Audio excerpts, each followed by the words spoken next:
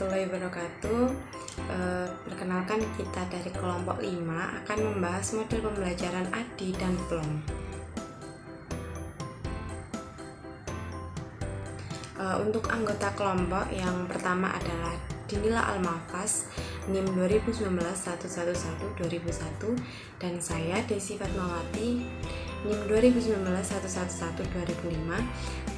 Kemudian ada Fira Syaratin Koira dengan NIM 2012, Farda Hakiman NIM 2016, dan Yusuf Nurmansyah 2003. Nah, pada kelompok 5 akan membahas model ADI dan model PLOM, di mana model ADI itu ada sejarah model ADI, pengertian, kegunaan, prosedur, dan kelebihan serta kelemahan model ADI. Kemudian untuk model PLOM, kita akan membahas sejarah, paradigma penelitian, fase penelitian, dan kelebihan dan kelemahan. Yang pertama yaitu model ADI.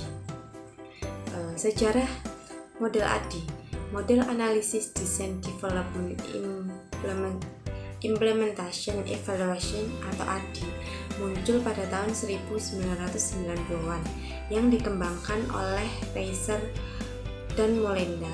Mulanya ADI merupakan suatu gagasan yang berasal dari Florida State University untuk mengatur proses dalam perumusan sistem instruksional pada program pelatihan militer yang memadai. Dengan berhasilnya konsep tersebut, tahun demi tahun semakin berkembang serta bertahap. ADI selalu diperbarui dengan mengikuti perkembangan zaman, dan pada akhirnya model itu sekarang menjadi lebih interaktif dan dinamis. Pada tahun 70-an, versi terbaru dari ADI semakin populer seperti yang dikenal seperti sekarang ini. Salah satu fungsi ADI yaitu menjadi pedoman dalam membangun perangkat dan instruktur program pelatihan yang efektif, dinamis, dan mendukung kinerja pelatihan itu sendiri. Next, untuk pengertian model ADI akan dijelaskan oleh teman saya. Oke, selanjutnya saya akan menjelaskan tentang pengertian model ADI. Model ADI atau bisa disingkat dengan Analysis Design Development Implementation and Evaluation. Model ini dipilih karena model ini sering digunakan untuk menggambarkan pendekatan sistematis untuk pengembangan instruksional.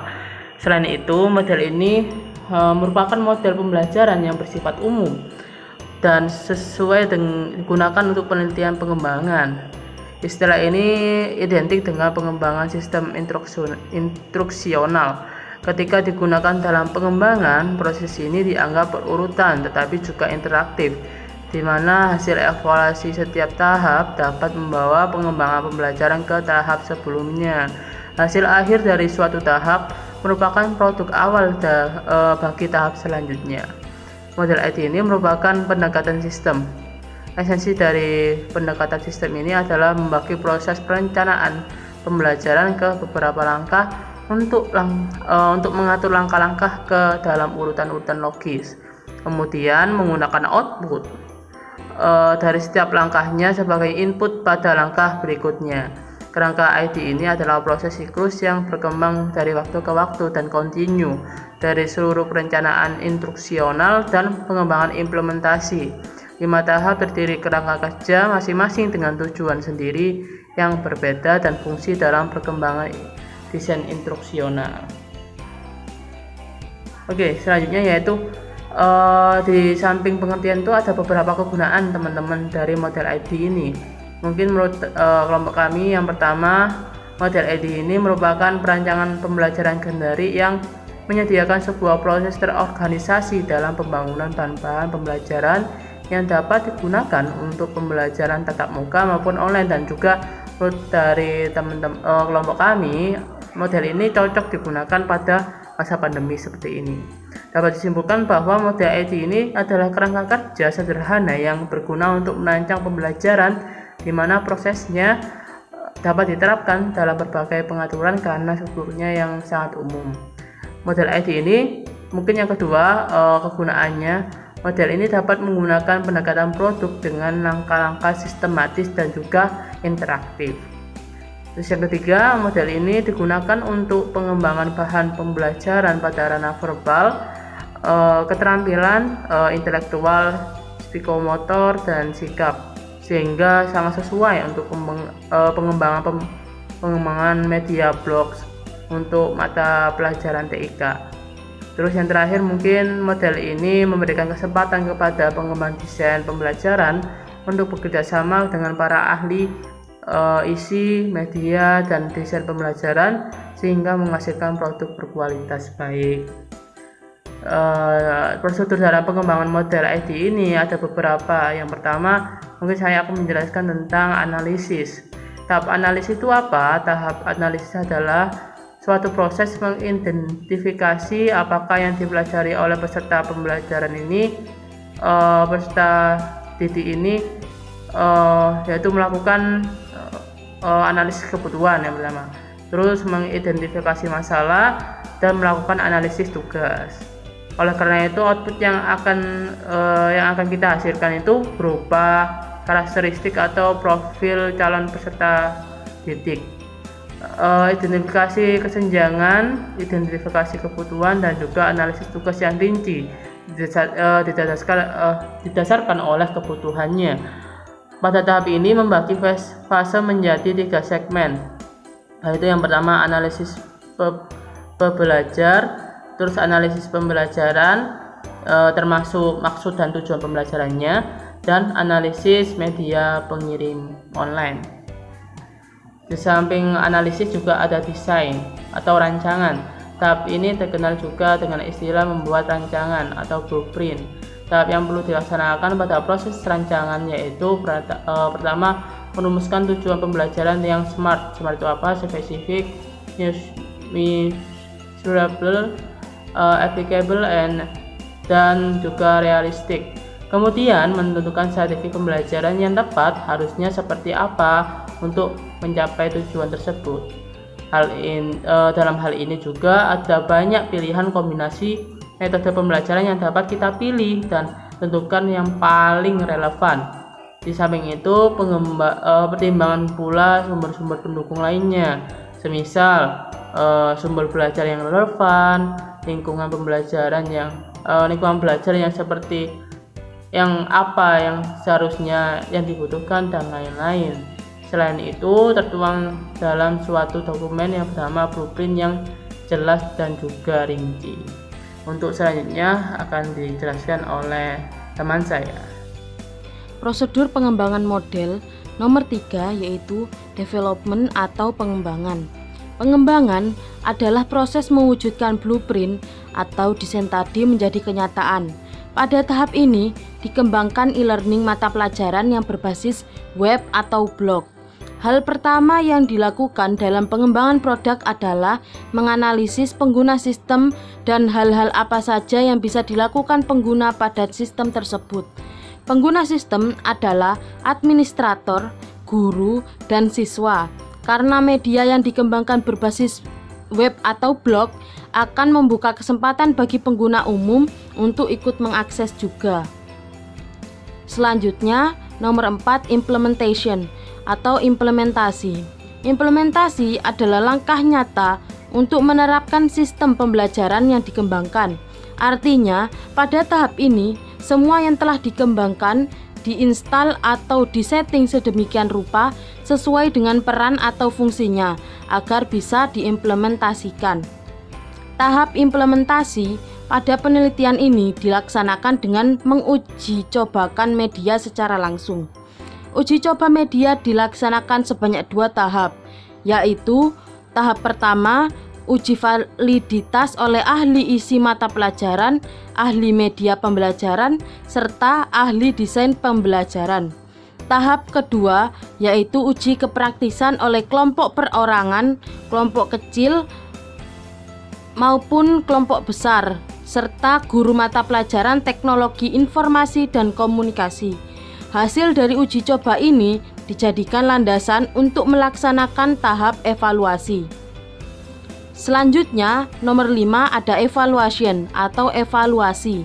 Tahap evaluasi pada penelitian ini dilaksanakan sampai evaluasi formatif bertujuan untuk kebutuhan revisi.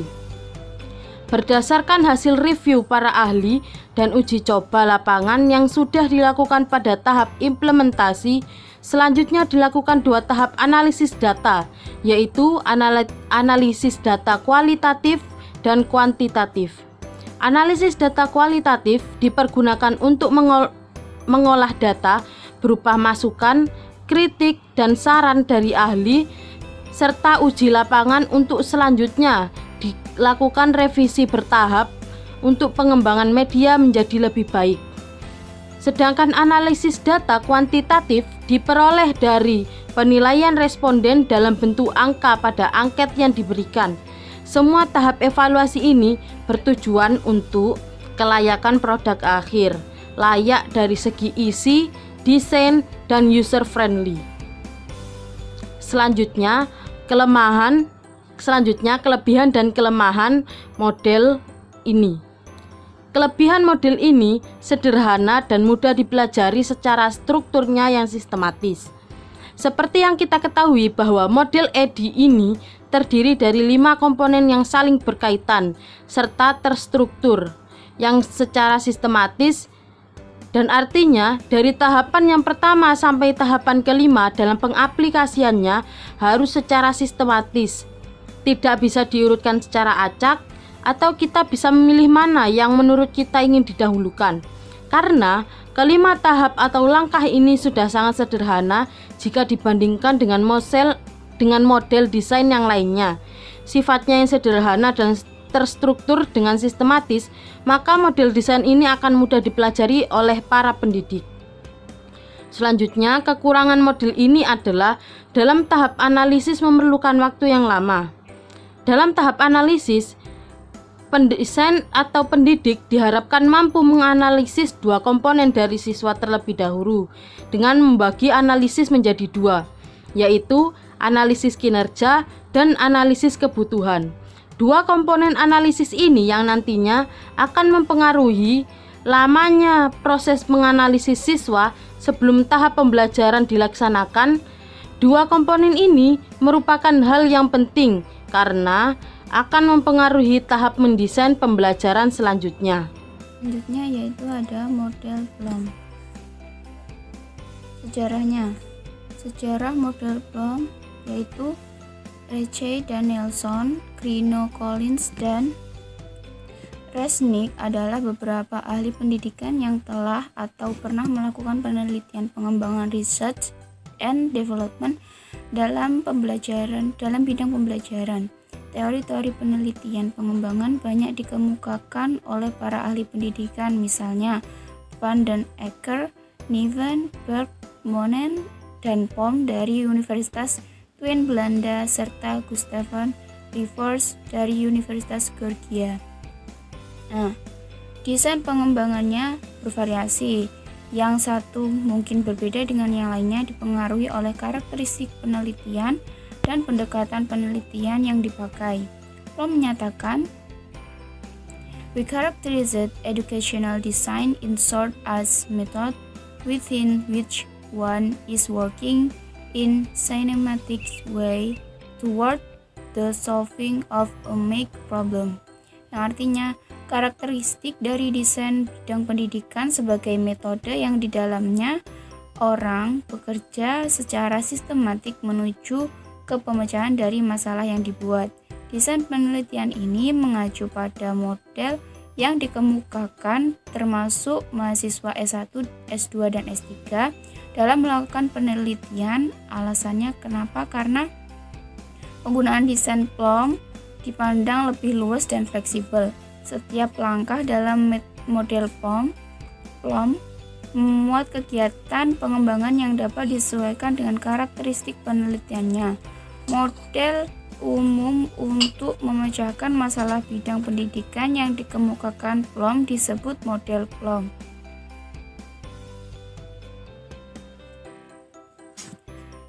Selanjutnya yaitu paradigma penelitian pengembangan. Ada paradigma instrumental, Yang kedua ada paradigma komunikatif, yang ketiga ada paradigma pragmatis dan paradigma karakteristik. Nah, paradigma instrumental atau instrumental paradigma. Karakteristik dari paradigma tersebut adalah planning by objective, yakni rencana yang didasarkan pada tujuan. Analisis kebutuhan dan masalah dilakukan di awal proses pengembangan. Rumusan tujuan merupakan pusat dari model. Setelah merumuskan tujuan, menentukan alat-alat yang diperlukan untuk mencapai tujuan. Yang kedua, paradigma komunikatif. Komunikatif paradigma. Paradigma komunikatif ditentukan oleh keterlibatan orang-orang dalam penelitian. Mereka memiliki pendapat dari persepsi yang berbeda-beda tentang produk yang akan dihasilkan dalam penelitian pengembangan. Dengan adanya keterlibatan sosial dalam penelitian menjadikan pencapaian dan kesimpulan penelitian diperoleh melalui konsensus dari berbagai pihak. Dengan demikian, proses pengembangan yang dipengaruhi oleh aktivitas kegiatan sosial antar subjek atau intersubjek. Yang ketiga ada paradigma pragmatis, yakni ditentukan oleh lingkungan sebagai tempat untuk implementasi produk dan penggunaannya.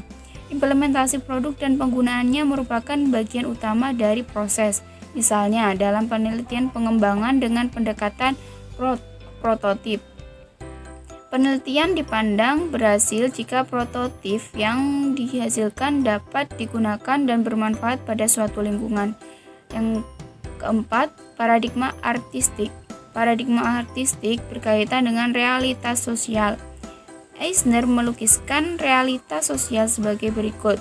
Social reality as notive subject, constructive, and having multiple perspective.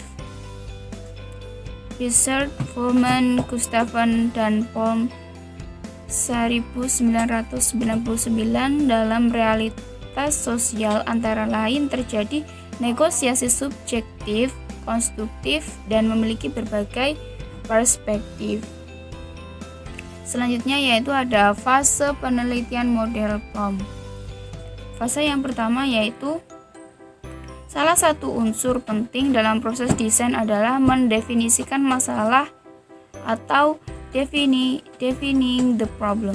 Jika masalah merupakan kasus kesenjangan antara apa yang terjadi dan situasi yang digunakan, maka diperlukan penyelidikan penyebab kesenjangan dan menjabarkannya dengan hati-hati.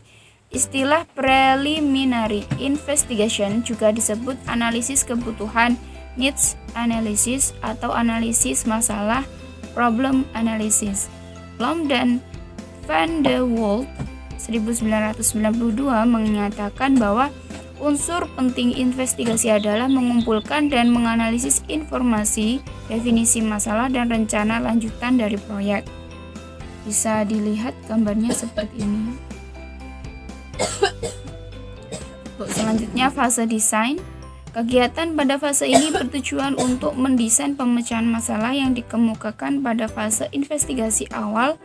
Bloom 1997 menyatakan karakteristik kegiatan dalam fase ini adalah turunan dari semua bagian-bagian pemecahan, membandingkan dan evaluasi dari berbagai alternatif, dan menghasilkan pilihan desain terbaik yang menjanjikan. Desain merupakan rencana kegiatan atau cetak biru untuk direalisasikan dalam rangka memperoleh pemecahan pada fase realisasi atau konstruksi. Desain merupakan rencana tertulis atau rencana kerja dengan format titik keberangkatan dari tahapan ini adalah pemecahan, direalisasikan atau dibuat. Selanjutnya adalah fase realisasi atau konstruksi. Pada tahap ini sebagai lanjutan kegiatan pada tahap perancangan. Nah, pada tahap ini itu dihasilkan prototipe 1 sebagai realisasi hasil perancangan model. Menurut Bloom sendiri, titik awal pada fase ini adalah realisasi pemecahan masalah dengan kegiatan konstruksi atau produksi, seperti perkembangan kurikulum atau produksi materi audiovisual. Nah, kegiatan yang dilakukan oleh fase realisasi ini itu meliputi yang pertama adalah menyusun sintaks. Nah, sintaks sendiri ini adalah tahap kegiatan dalam suatu pembelajaran. Nah, akibat sintaks pembelajaran ini itu akan mengidentifikasikan dengan jelas aktivitas yang dilakukan oleh guru dan peserta didik. Yang kedua ini adalah menetapkan sistem sosial. Dan yang ketiga adalah menyusun prinsip reaksi. Nah, menyusun prinsip reaksi ini memberikan gambaran pada guru untuk memberikan scaffolding serta bagaimana memandang dan merespon setiap perilaku yang ditunjukkan oleh siswa selama pembelajaran berlangsung. Nah, yang keempat adalah menentukan sistem pendukung.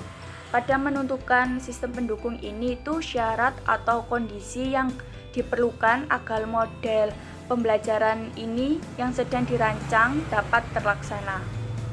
Yang kelima adalah menyusun dampak dari pembelajaran. Selanjutnya adalah fase tes, evaluasi, dan revisi. Nah, suatu pemecahan yang dikembangkan harus diuji dan dievaluasi dalam praktek. Evaluasi ini adalah proses pengumpulan, memproses, dan menganalisis informasi secara sistematik. Untuk memperoleh nilai realisasi dari pemecahan, Plom dan Van de Waal menyatakan tanpa evaluasi tidak dapat ditentukan apakah suatu masalah tersebut telah dipecahkan dengan memuaskan atau tidak. Nah, berdasarkan pada data evaluasi yang telah terkumpul, dapat ditentukan pemecahan yang memuaskan dan yang masih perlu pengembangan. Nah, hal ini itu berarti ada tambahan yang mungkin diperlukan dalam fase-fase sebelumnya itu disebut dengan siklus balik. Nah, dalam siklus tersebut itu dilakukan berulang kali sampai pemecahan yang diinginkan tercapai. Dalam fase tes, evaluasi, dan revisi ini itu ada dua kegiatan utama, yaitu yang pertama adalah kegiatan validasi. Nah, pada kegiatan validasi ini itu jenis instrumen yang digunakan dalam fase ini adalah validasi atau lembar validasi. Nah, sebelum digunakan terlebih dahulu itu divalidasi oleh para pakar untuk menguji layak atau tidaknya instrumen tersebut digunakan untuk mengukur aspek yang telah ditentukan. Nah, yang kedua ini adalah kegiatan uji coba lapangan. Nah, pada kegiatan uji coba lapangan ini itu jenis instrumen yang digunakan dalam fase ini adalah lembar observasi. Nah, sebelum digunakan terlebih dahulu itu dapat divalidasi oleh para pakar untuk menguji layak atau tidaknya instrumen tersebut digunakan untuk mengukur aspek yang telah ditetapkan juga. Selanjutnya adalah fase implementasi. Setelah dilakukan evaluasi dan diperoleh produk yang valid, praktis, dan efektif, maka produk dapat diimplementasikan untuk wilayah yang lebih luas. Nah, Plom menyatakan pemecahan atau solusi harus dikenalkan. Dengan perkataan lain itu harus diimplementasikan. Nah, implementasi ini dapat dilakukan dengan melakukan penelitian lanjutan penggunaan produk pengembangan pada wilayah yang lebih luas. Selanjutnya adalah kelebihan dan kelemahannya. Pada kelebihan model ini itu model pembelajaran yang luas dan fleksibel. Nah, setiap langkah dalam model Plom itu memuat kegiatan pengembangan yang dapat disesuaikan dengan karakteristik penelitiannya. Nah, model ini dikembangkan melalui tahapan yang tidak sederhana, sehingga hasil dari pengembangan yang lebih bermutu dan teliti itu serta tahapan evaluasi sebelum implementasi yang dilakukan dapat menjamin keefisienan penerapan dan pengembangan yang dilakukan. Selanjutnya adalah untuk kelemahan. Nah, kelemahan model ini adalah tahapan yang dimiliki model ini sedikit lebih rumit. Nah, sehingga pengaplikasiannya itu sedikit membutuhkan waktu serta tenaga yang lebih banyak. Sekian penjelasan dari kelompok saya. Jika ada salah kata, mohon dimaafkan. Wassalamualaikum warahmatullahi wabarakatuh.